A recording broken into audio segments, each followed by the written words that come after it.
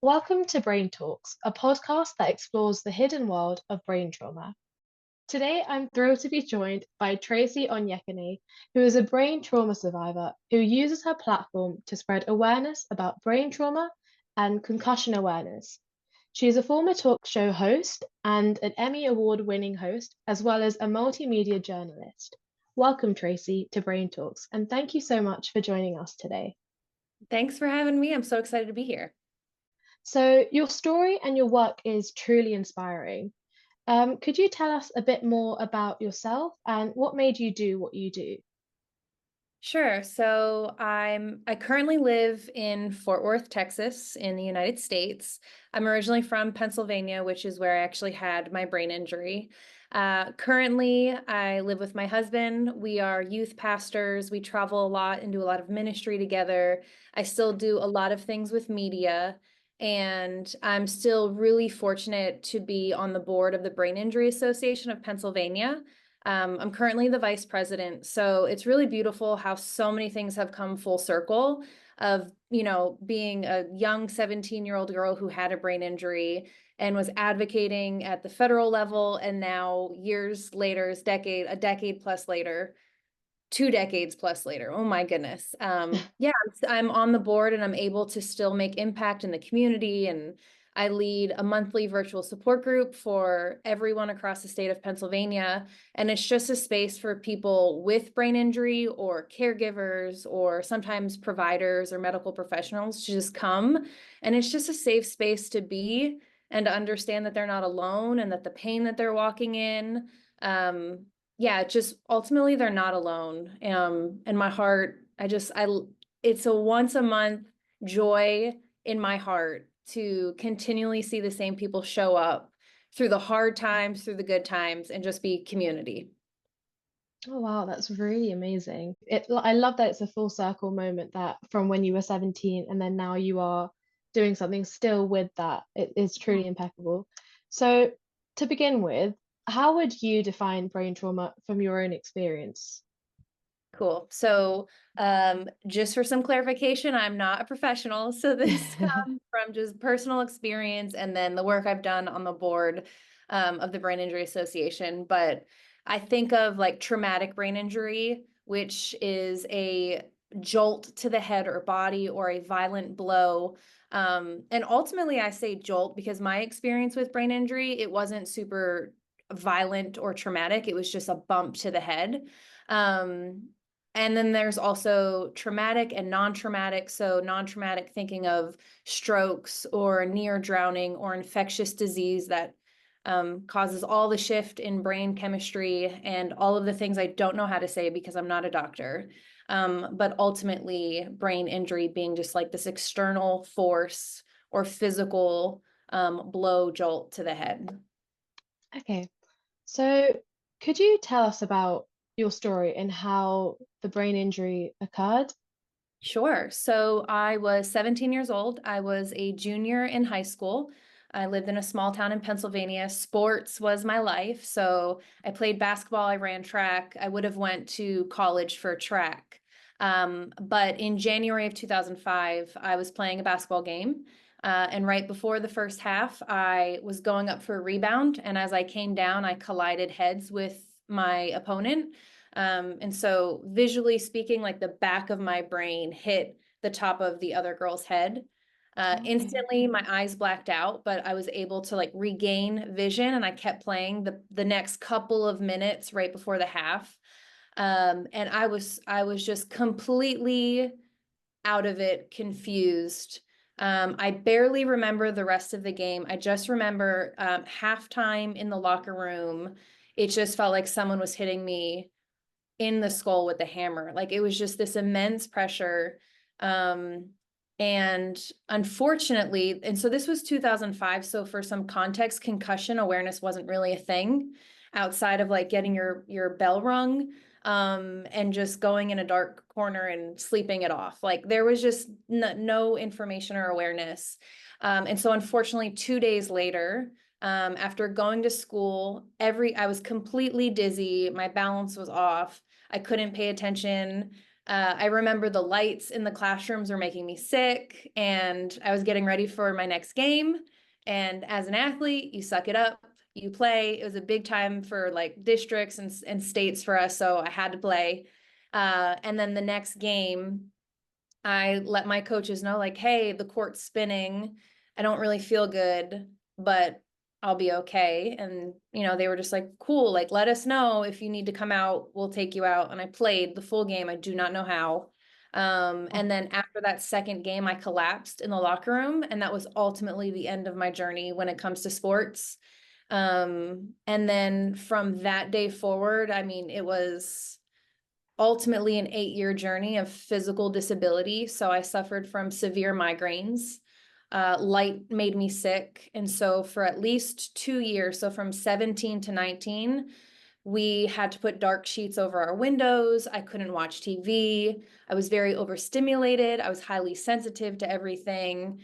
I couldn't go back to school. So I had my high school teachers come to my house to teach me my classes and my studies. And looking back, I don't know how I graduated on time because I was like, basic education got me through. I wasn't able to keep up with the pace. I had a hard time reading. Not that I didn't know how to spell words, but that all of the words were floating around. So if I would open a book, I couldn't focus on a sentence because the words were just floating in the sky. And so, yeah, it was just doctor visit after hospital visit, constantly being misdiagnosed. mhm. And from like 17 to 21 years old, I was taking 30 plus pills a day. Oh, I wow. would get shots in the head, in my jaw, in my neck. Um, I often like tell people I felt like a zombie. I was just like completely high on medication, and doctors didn't know how to treat me, and so they kept passing me off. And so it was a pretty traumatizing time Yeah, for a of course. 17-year-old, 18, 19, 20, and so on. Oh, wow. That must be really, really tough. And I understand that the symptoms that you're experiencing affecting your daily, day-to-day like activities from going from having that normal, just being able to read or looking like watching TV to then having that shift, it must have been incredibly hard. Yeah. What would you say were the immediate challenges you faced like after the injury? Like, what do you feel like that was? Yeah. So, I mean, it was really devastating because as an athlete, that was where I placed my identity. Mhm, And in one moment, that identity was gone. And so to hear that you'll never play sports again, when that was kind of my path to college, I couldn't go to school. So my friendships were affected. And then ultimately, I lived in the dark. mhm, And so it became very depressing. I was having extreme anxiety, not to mention so I lived with my mom and my sister who were my rocks, and I mhm. wouldn't be alive without them. But even from if I didn't have to travel to the hospital, I was pretty much isolated in the house. Um, and so getting from the couch to the bathroom, which is not too far away, they needed to help me walk. Mhm. So it's just in one moment, your entire life is just gone. It's Yeah. different. The way you think, the way you process, the way you speak. A lot of the pills I was on slurred my speech, which is very hard when you're young. Mhm. And so life became physically painful as well as mentally and emotionally painful because every single day was just waking up with extreme pain. Um, and also hoping that I wouldn't wake up anymore because the pain was so bad. Yeah. You did mention that in 2005, concussion awareness wasn't as prevalent, it wasn't as known. Do you think, like now, today, do you feel like there's been an improvement? Do you think there should be more that needs to be done? How do you Yeah, feel about that? there's definitely an improvement. I mean, does it help that there's been, the movie Concussion that came out years ago? I don't even know how long now. So there is 100% more awareness since 2005. I still think we have a lot of ways to go. And even just like reading statistics of, non-traumatic brain injury having such an impact on causes of death in adults. most people don't really know about brain injury unless they're impacted or they know someone that's impacted. And so a lot of the work that I do with the Brain Injury Association is a constant fight to get awareness out there. Because ultimately, if you're not impacted, you don't necessarily care. And that's understandable because it's just not in your world and in your perspective. So, Yeah. yes, to more awareness, but a lot more to go.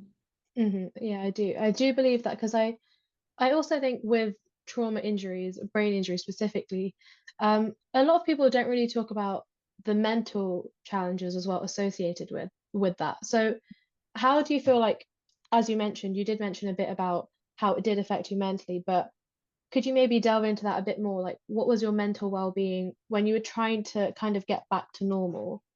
Yeah. Man, it was hard. And Mhm. honestly, it still is. I am very healthy now and I've come a long way, but I still struggle with like overstimulation or overly sensitive in ways that like I feel like I'm gonna shut down. But Mhm. ultimately, after about 8 years of chronic migraine, I found a doctor in Rhode Island, small state up Northeast America that officially diagnosed me properly and treated me properly to ultimately like heal my brain injury. And it wasn't until that moment when he basically told me like, hey, you're about to go integrate back into life and you are going to need to focus on your emotional and mental well-being.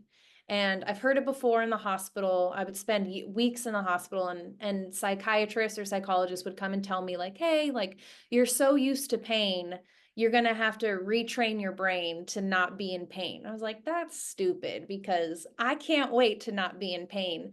And then I finally had to walk that out. So for 8 years, my body and my mind and my brain was trained to experience pain. And so once I was healed and I had to come back home and integrate back into life, I remember that first morning waking up like, where's my migraine? Where's my pain? It ultimately became a safety blanket, which is really wild to think about, but that's all I've known, right? That's also been a part of my identity, or I was just so used to being in this deep, dark pit of depression that once that pain was gone, I needed to heal through that. And so that was probably honestly a 2 to 5 year journey of focusing. Now that the physical part of my brain injury was healed, the mental and emotional was a hard job to do, and I really wanted to heal because I think once the physical pain was gone, I then became aware of the emotional pain, the mental pain,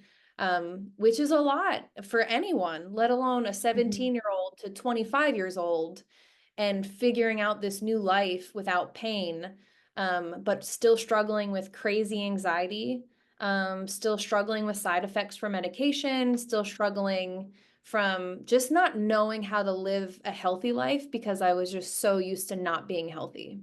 Mhm. So you did mention that you are experiencing some symptoms from the concussion. Um, what other symptoms are there still any other symptoms that you are experiencing? I would say when it comes to light, I'm great. So like those type of symptoms, it's honestly just which I have some very good friends who are in the medical field who have really checked me on this because ultimately I put myself in this introvert box of like, oh, I'm an introvert and I need to be alone to get charged. When ultimately I can get so overstimulated very quickly or all of a sudden get extremely anxious and not necessarily know why or what is causing it. And so after just like sharing that with some of my friends, were like, well, yeah, you had a brain injury. And I was just like, no, I'm healed from that. And then I'm like, oh, actually, I did. I had a brain injury, and I'm sure there's still effects of that. And so while I am so much better and I still declare that I'm healed from my brain injury, I still also walk through a lot of moments where I just get overstimulated. So I could just be in a crowd with a lot of people or too much noise or just too much stimulation.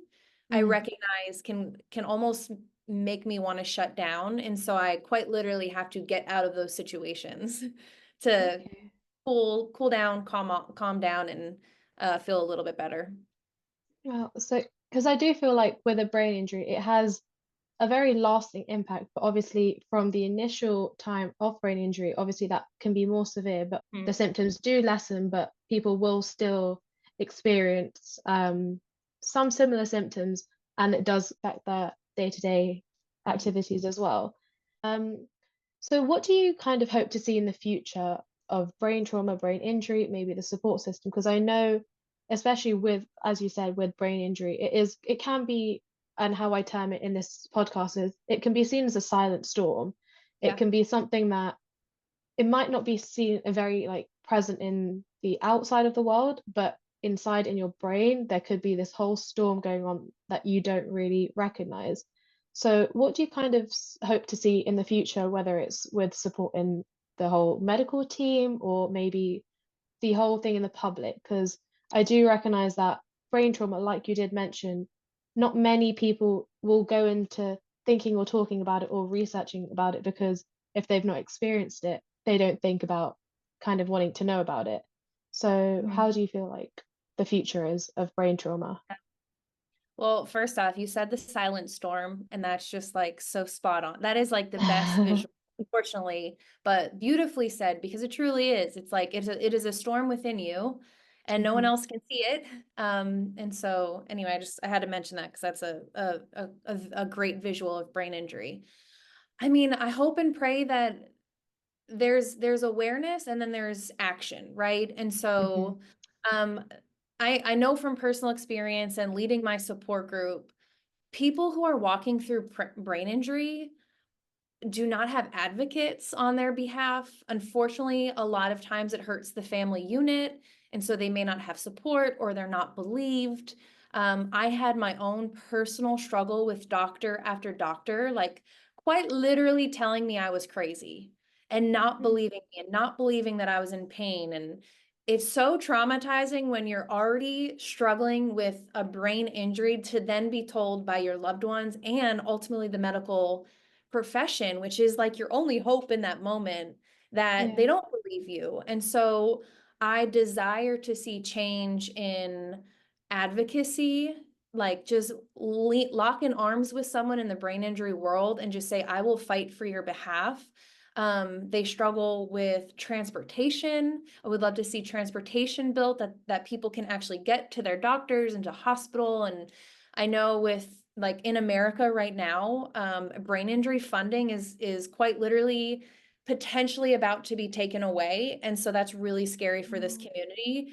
And so, yeah, funding is huge and money is huge, and um, yeah, supporting that community is so massive because the support group that I lead every month, that's like the same fears of people, the same stressors is that I can't get to my I can't get to my appointment. I can't afford my medication. I can't afford my treatment. And as someone who's like healed from that and moved on is heartbreaking because there's help out there and there's doctors who are doing incredible things. And unfortunately, it's just not accessible to everyone. And so mhm. that's like my desire is to see that brain injury rehabilitation and healing and recovery is just accessible to everyone. Obviously, you have a lot of pockets of people who unfortunately are living in poverty or low income, and they're not going to have the same level of treatment as someone with money. And so there's just so much of the system that in especially my passion in the brain injury community, people just don't have access to.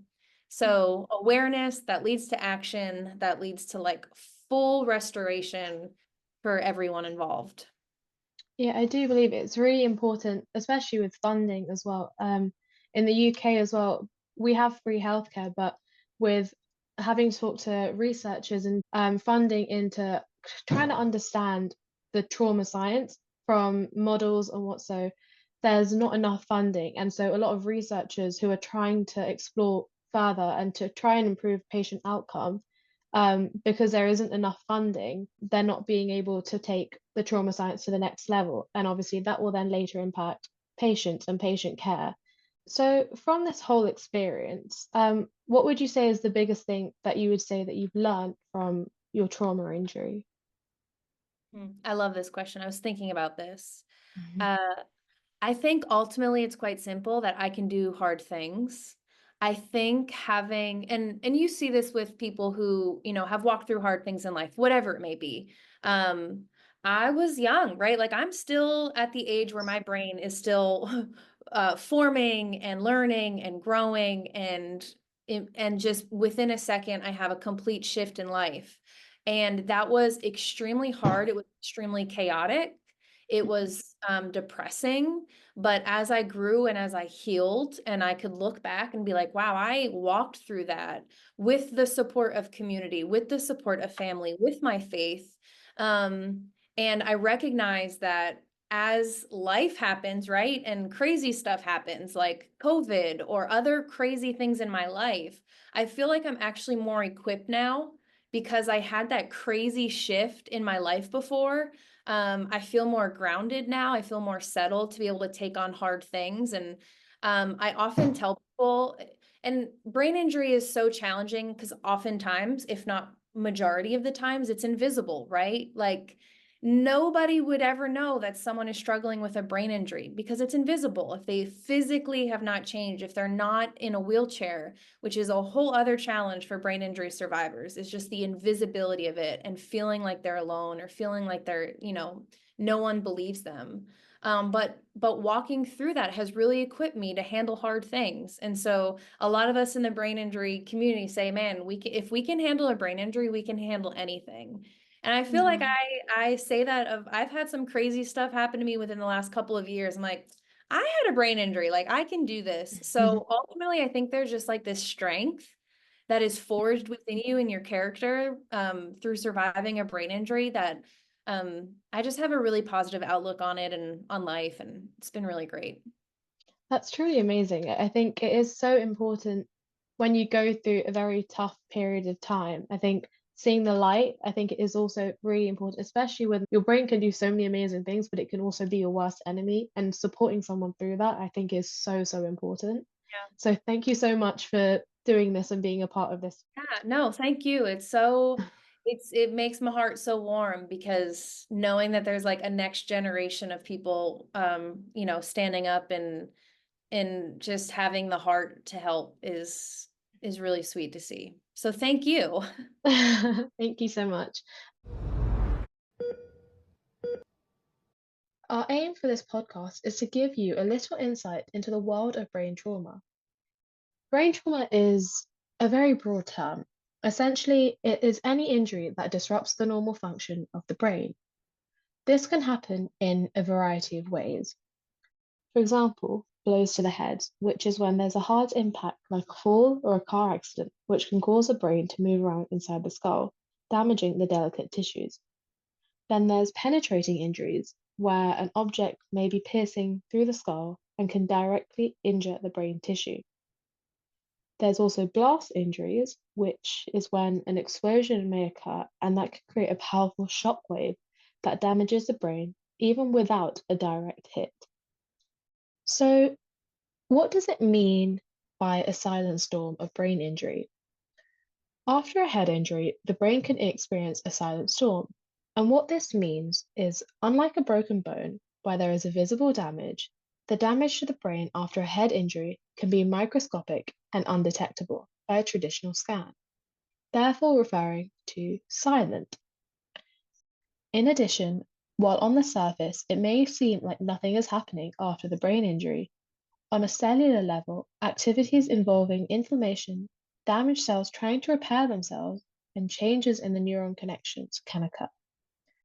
Therefore, it is crucial to seek medical attention after a head injury.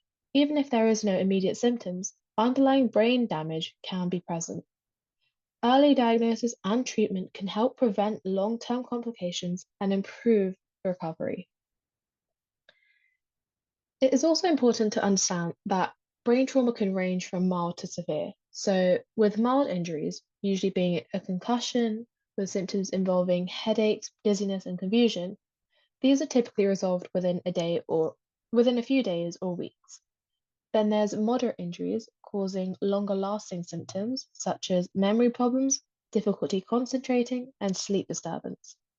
And then more on the severe side of brain trauma, which can lead to a coma, permanent disability, and unfortunately death.